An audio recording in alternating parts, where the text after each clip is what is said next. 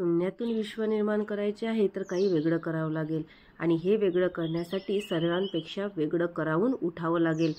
नमस्कार मंडळी, मी वैशाली, तुम्हा सर्वांचे स्वागत आहे सकाळी ब्रह्मवेळेत। तुम्हा सर्वांना शुभप्रभात। आणि मला भरपूर कमेंट येत आहेत की ताई तुझे व्हिडिओ येत नाही आहेत, तर भरपूर जबलिंग सुरू होतं या काही दिवसांमध्ये। मुलांचे पेपर, मुलीचे पेपर, ॲन्युअल परीक्षा सुरू होती, घरची जबाबदारी, गावी जावं लागलं होतं, त्यामुळे हे सगळं करताना मॅनेज होत नव्हतं, शूट होत नव्हतं आणि अभ्यास करून सगळं मॅनेज करायला फार कठीण जात होतं, त्यामुळे व्हिडिओ टाकणे झाले नाही, क्षमस्व। आता इथून यापुढे व्हिडिओ येतील आणि त्यानंतर आपले लाईव्ह क्लास पण सुरू होणार आहे, मी तशी पोस्ट करते। तर मैत्रिणींनो बघा, मी माझा लुसेंटचा अभ्यास करून घेत आहे। लुसेंटच्या पुस्तकातून माझा आणि NCERTचं पुस्तक पण आज फॉलो करणार आहे।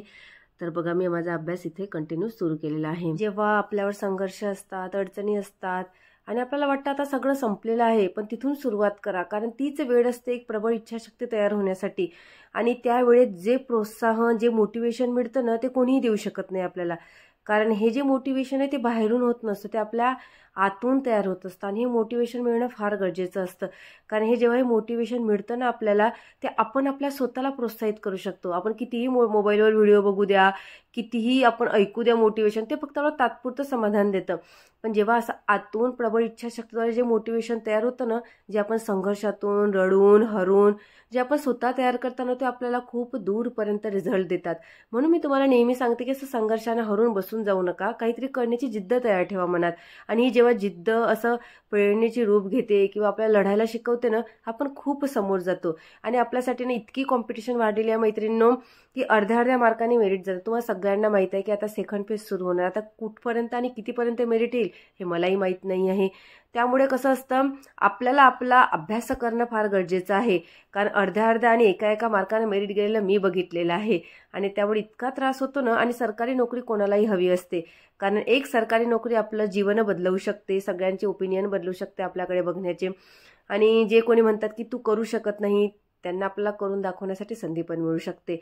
पण ठीक आहे, नाही सरकारी नोकरी मिळाली तर आपण जीवनात यशस्वी होऊ शकू, ते आपल्यासाठी फार महत्त्वाचं आहे। आणि बघा मैत्रिणींनो, आपण दुसरं काही करू शकत नाही, आपला जो दुसरं कुठलंच ऑप्शन नाही। एकतर आपण कामं करून, TV पाहून, मोबाईल हातात घेऊन बसू शकतो, नाहीतर आपले कामं करून, आपल्या सगळ्या जबाबदाऱ्या करून आपण आपला अभ्यास करू शकतो। आता आपल्याला चूज करायचं आहे की मला कुठल्या लेवलवर जायचं आहे, कारण कसं असतं, जेव्हा आपली एक्झाम राहील किंवा कुठलीही परीक्षा असू दे, तेव्हा आता जर आपण अभ्यास केला त्याचा आपल्याला काहीतरी फळ मिळेल, आपल्या परीक्षेत अंक वाढतील आणि त्यामुळे आपल्याला काही ना काहीतरी फायदा होईल। पण आपण जर मोबाईल रील करण्यात, स्क्रॉल करण्यात वेळ घालवला तर काय फायदा होईल आपल्याला?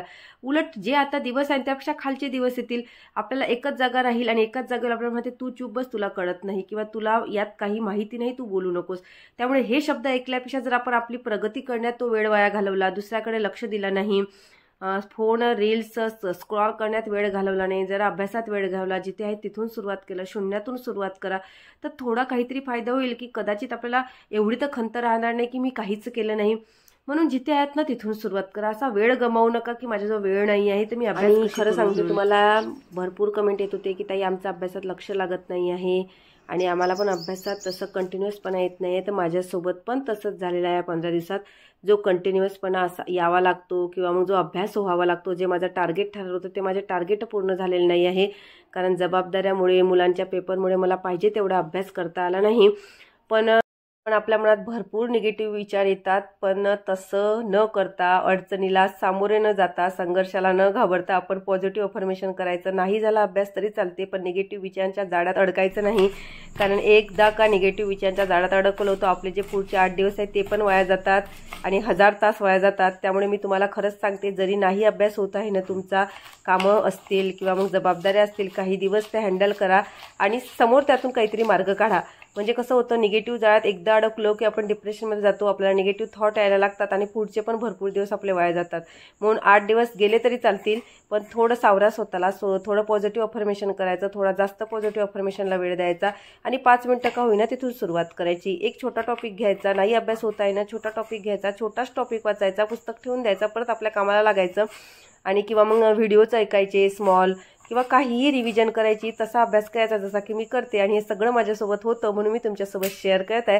कारण एका हाऊसवाईफची आपली जी लाईफ असते ती कशी आहे मी तुमच्यासोबत शेअर करू शकते. कारण मला पण तेच दिवस आहेत आणि तुम्हाला पण तेच दिवस आहेत. आपल्याला आपल्या जबाबदाऱ्या पूर्ण करून अभ्यास करावा लागतो. आणि मला माहीत आहे की आपल्या आयुष्यात किती स्ट्रगल असते आणि आपला तो अभ्यास कसा पूर्ण करावा लागतो. म्हणून मैत्रिणींना असं घाबरून जायचं नाही. कितीही वेळ असू दे किंवा नसू दे, आपला अभ्यासाला आपण सुरुवात करायची आणि समोर एक एक पाऊल टाकत जायचं. आणि एवढं सगळं करूनही जेव्हा मग आपल्याला ऐकायला मिळते की तू काय करते, तू दिवसभर घरीच राहते आणि तुला तर काही कळतच नाही, हे शब्द फार त्रासदायक ठरतात. आणि अशा आपल्या भरपूर मैत्रिणी आहे की त्यांना हे शब्द ऐकायला मिळतात.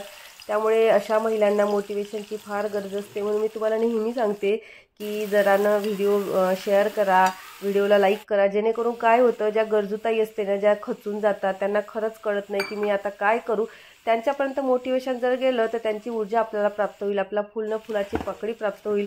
आणि त्यांच्या आयुष्यात जे काही चेंजेस येतील ना, त्यामुळे आपल्याला एवढं प्रोटेक्शन आणि ऊर्जा भेटेल. जरी आपण आपल्या आयुष्यात सरकारी नोकरीवर नाही लागलो तरी चालेल, पण आपल्यामुळे किंवा माझ्यामुळे कोणी एखादी ताई तर मोटिवेशन घेऊन त्या डिप्रेशनमधून बाहेर निघेल ना, तर खरंच मी तुम्हाला सांगते, तुम्हाला आणि मला एवढी ऊर्जा प्राप्त होईल ना की ती ऊर्जा आपण कुठूनच प्राप्त करू शकत नाही. ती सकारात्मकतेची ऊर्जा, पॉझिटिव्ह ऊर्जा आपल्याला भरपूर काही शिकवून जाते.